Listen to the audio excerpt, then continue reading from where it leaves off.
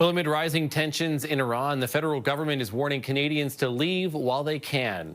A government advisory is urging Canadians to avoid all travel as well to the Middle Eastern country, saying hostilities in the region could resume with little or no warning. Those still in the country are encouraged to make sure travel documents are up to date and to keep sufficient supplies in case they need to shelter in place. Meanwhile, U.S. President Donald Trump's claims this week that Iran will soon have weapons that could strike the U.S. are unsupported by intelligence, according to multiple sources familiar with the reports. The claims come as Tehran and Washington continue to negotiate over Iran's nuclear program. There has not been a breakthrough that could avert potential U.S. strikes amid a massive military buildup in the region. Joining me now is Vahid Yucesoy, an expert in Iranian and Turkish politics. Thank you for being here. Thank you for the invitation. Take me through, your read on the situation right now. These rising tensions, the increase to military presence of the American military, and not any, or very little news out of the negotiations that happened yesterday in Geneva. Does it appear to you that this is going to lead to a conflict, or are cooler heads going to ultimately be able to prevail? I mean, the likelihood of a conflict has never been as high as now. And as you must have followed as well, the demands made by the United States from the Iranian side are actually tantamount to the suicide of the Iranian regime.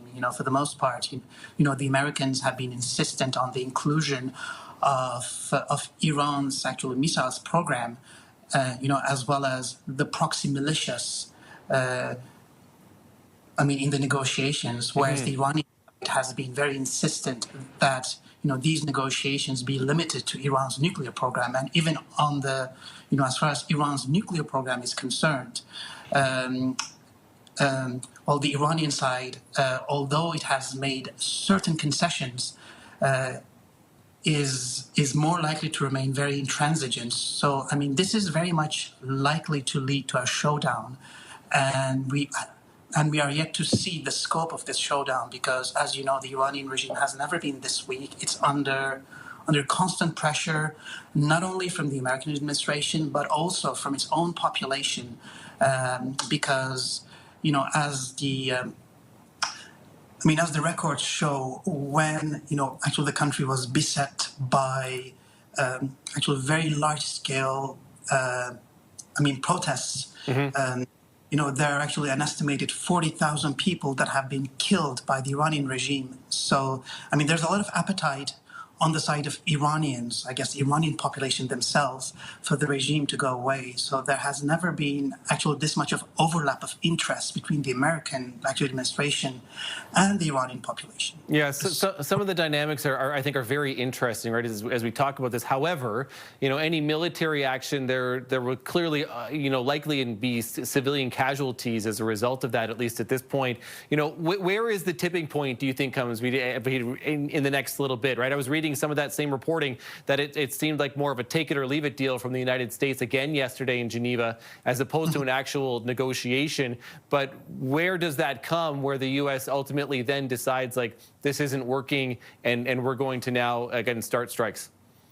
Well, there are three key components of the deal, that is being demanded by the United States. As I said, it's the nuclear program, Iran's actual missiles program, and the proxy militias. So the United States seems to be, very intent on getting, its conditions accepted. And the Iranian side is not likely to accept all of these conditions without, any negotiations. And as we saw from the 12-day war as well, when actually Iran was being bombed by Israel and the United States, well, there were some negotiations in advance, and they led to a stalemate.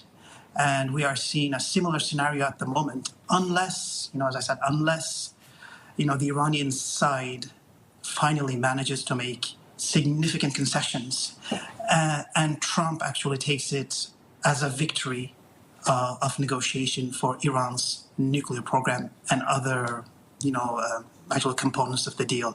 But that seems to be very unlikely. So the possibility of a showdown has never been this high. Yeah. The significant military buildup in the Persian Gulf as well.